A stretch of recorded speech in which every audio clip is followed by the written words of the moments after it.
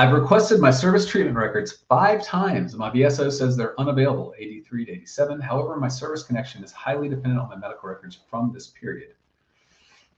What should I do? You should appeal. You should go to the National Archives. It's in St. Louis. What is it? S-180. What is that form?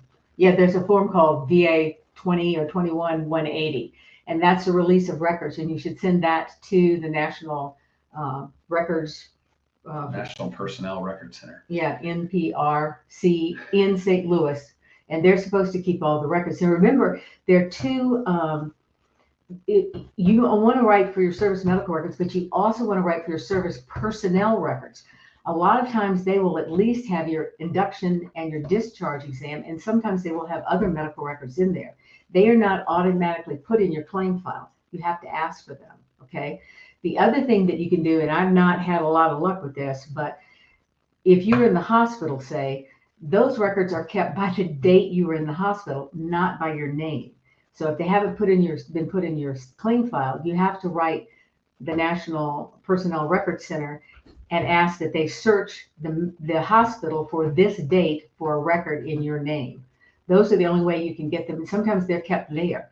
If you were in the National Guards, a lot of times what happens is your active service treatment records went with you to the National Guard, and they are there. They're not in the the National Personnel Records Center, and they're not in your claim file. So those are all different ways that your records could be anywhere other than in your claim file. And there are others too, but I would search all of those. Well, the first thing I do, have you filed the claim? Oh yeah. File the claim, and the VA is responsible for getting those records. So if you file a claim and the VA says we don't have these records, then you need to do everything Carol just said.